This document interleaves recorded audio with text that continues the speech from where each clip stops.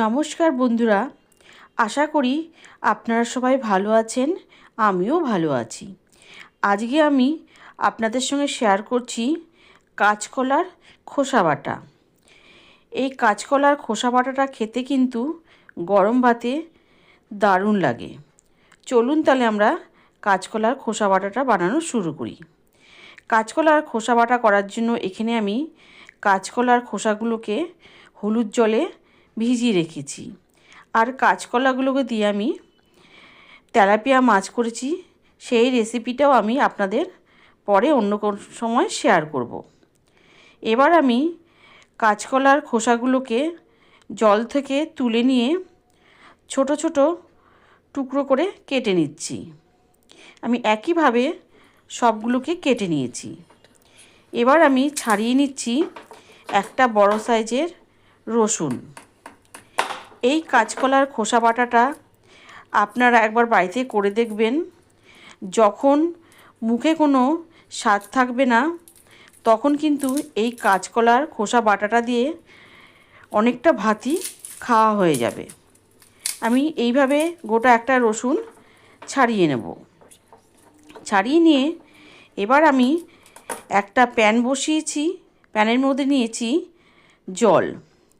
জলের মধ্যে আমি কাঁচকলার খোসাগুলোকে দিয়ে দিলাম।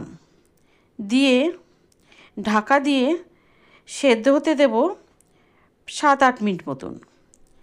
7-8 মিনিট পর দেখুন কাঁচকলার খোসাটা অনেকটা সেদ্ধ হয়ে এসছে। আমি এবার জলটাকে ঝরিয়ে নিয়েছি।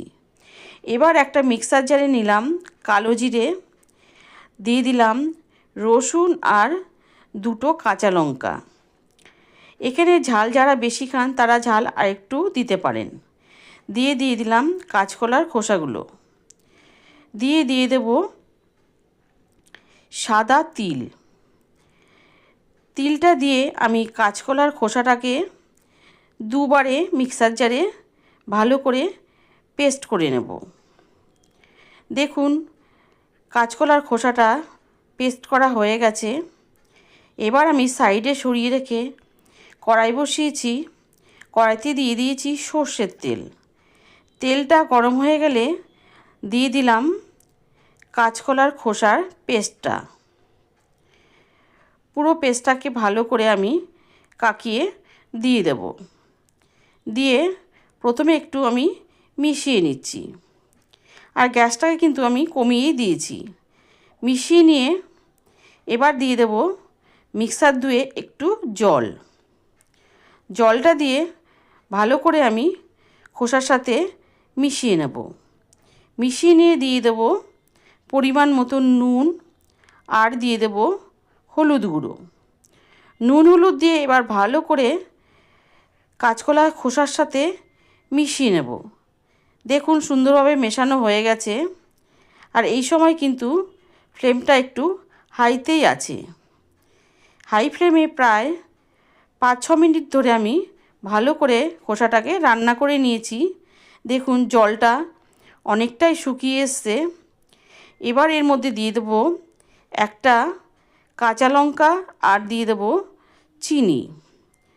চিনি দিয়ে এবার ভালো করে আবারও আমি গ্যাসটাকে কমিয়ে নিয়ে রান্না করে নেব 4-5 মিনিট, যাতে করে আরও একটু জল ভাব আছে সেটা যাতে টেনে যায়। দেখুন 4-5 মিনিট পর জলটা একদম শুকিয়ে এসছে। এবার এর মধ্যে আমি দিয়ে দেব একটু কাঁচা সর্ষের তেল। কাঁচা সর্ষের তেল দিয়ে আরও 2-3 মিনিট আমি রান্না করে নেব। আরও 2-3 মিনিট রান্না করে নিলেই তৈরি হয়ে যাবে কাঁচকলার খোসা বাটা। একবার বন্ধুরা আপনারা একবার করে দেখবেন, খেতে কিন্তু দারুণ হয়। কেমন লাগলো আমার আজকের কাঁচকলার খোসা বাটার রেসিপি অবশ্যই জানাবেন। ভালো লাগলে লাইক করবেন আর আমার চ্যানেলটিকে সাবস্ক্রাইব করে আমার পাশে থাকবেন। আর পাশে থাকা বেল আইকনটি প্রেস করে দেবেন। যখন কোনো আমি নতুন ভিডিও দেব তার আপডেট সবার আগে আপনাদের কাছে পৌঁছে যাবে। সুস্থ থাকবেন, ভালো থাকবেন। ধন্যবাদ।